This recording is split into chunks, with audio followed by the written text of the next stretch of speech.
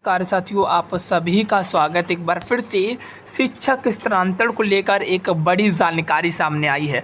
तो आज की इस वीडियो में आप सभी को बताएंगे शिक्षक स्थानांतरण को लेकर क्या कुछ जानकारी आई है।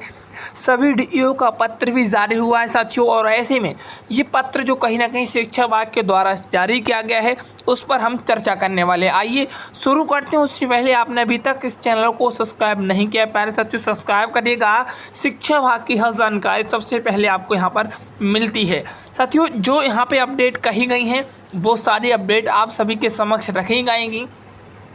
शिक्षकों के स्थानांतरण को लेकर इसमें बातें कही गई, आप यहाँ पे देखिएगा। शिक्षकों के स्थानांतरण संबंधी इसमें बातें हैं, और साथ ही साथ उन शिक्षकों के लिए इसमें बातें कही गई हैं जो स्थानीय निकाय के शिक्षकों का स्थानांतरण हो गया है और उनके संबंध में ई शिक्षा को उस पोर्टल पर यहाँ पे सूचना देने के संबंध में पत्र जारी किया गया है। उससे कहा गया है कि सक्षमता परीक्षा उत्तीर्ण जो विद्यालय योगदान है उनके पश्चात ही स्थानांतरण लिया जाएगा, वरना उनका स्थानांतरण नहीं किया जाएगा। ऐसे शिक्षकों को विरमित नहीं करेंगे। आइए पूरी जानकारी को हम विस्तार से समझते हैं। साथियों, इसमें कहा गया है कि इस स्थानांतरण में स्थानीय निकाय के शिक्षकों को सभी कोर्ट के और छोड़कर, प्यारे साथियों, निकाय के शिक्षकों को छोड़कर और सभी कोर्ट के शिक्षकों का स्थानांतरण किया जाएगा। यदि किसी स्थानीय निकाय का शिक्षक स्थानांतरण हो गया है तो आपको बता दें कि संबंधित जिला अधिकारी इस संबंध में इस शिक्षा को उस पोर्टल पर सूचना देंगे। साथ ही साथ भविष्य में उनके द्वारा सक्षमता परीक्षा उत्तीर्ण करने एवं विद्यालय में योगदान के पश्चात ही उनके स्थानांतरण पर निर्णय लिया जाएगा। ये यहाँ पे कहा गया। आगे देखिएगा, विभागीय कार्रवाई एवं निगरानी जांच और वित्तीय गबन से आच्छिक शिक्षकों की स्थानांतरण पर विचार नहीं किया जाएगा। अब इस बात को समझिएगा, जो विभागीय कार्रवाई और निगरानी जांच में गबन से, यानी कि जो आच्छादित शिक्षक हैं उनके स्थानांतरण पर विचार नहीं किया जाएगा। और ऐसे में यदि इन कोर्ट के शिक्षकों का स्थानांतरण हो गया तो संबंधित जिला शिक्षा पदाधिकारी ऐसे शिक्षकों को विरमित नहीं करेंगे। उपरोक्त पर सक्षम प्राधिकार का अनुमोदन प्राप्त है। आइए आगे आप सभी को दिखाते हैं जो कहीं ना कहीं यहाँ पे बातें कही गई हैं। सासाराम, यहाँ पे देखिएगा, जो कहीं ना कहीं प्राथमिक शिक्षा निदेशक जी ने यहाँ पे पत्र जारी किया है। देखिएगा, सभी प्रखंड शिक्षा पदाधिकारी को उपरोक्त अंकित आदेश के आलोक में सूचनार्थ आवश्यक कार्रवाई के प्रेषित दिया गया है। साथ ही साथ यह निर्देश दिया जाता है कि यदि किसी स्थानीय निकाय के शिक्षक का स्थानांतरण हो गया है तो संबंधित प्रखंड शिक्षा पदाधिकारी इस संबंध में ई शिक्षा को उस पोर्टल पर सूचना देंगे एवं उनकी प्रति अधोहस्ताक्षरी को भी उपलब्ध कराएंगे।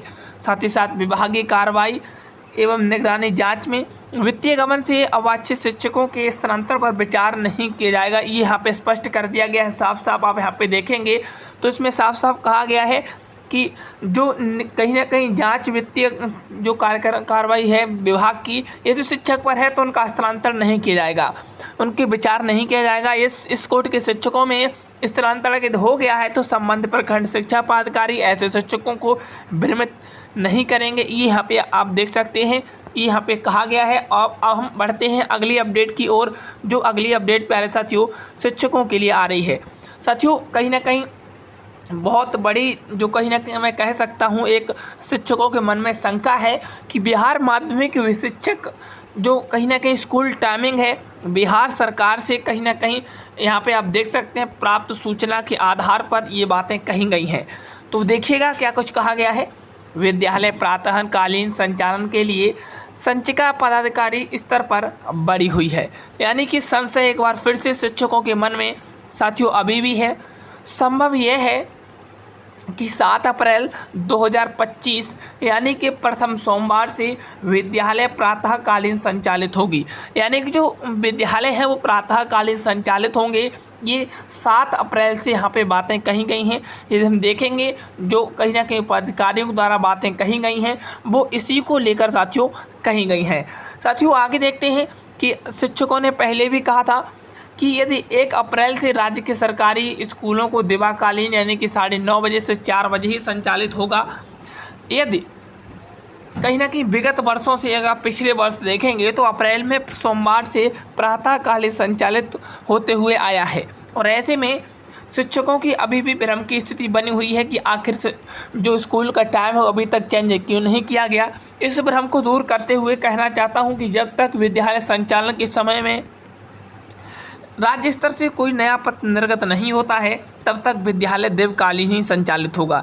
ये बात स्पष्ट कर दें कि जब तक कोई भी पत्र जारी नहीं होता तब तक प्यारे साथियों यहाँ पे अभी तक विद्यालय उसी भांति जिस भांति चलता रहा है उसी भांति चलेगा।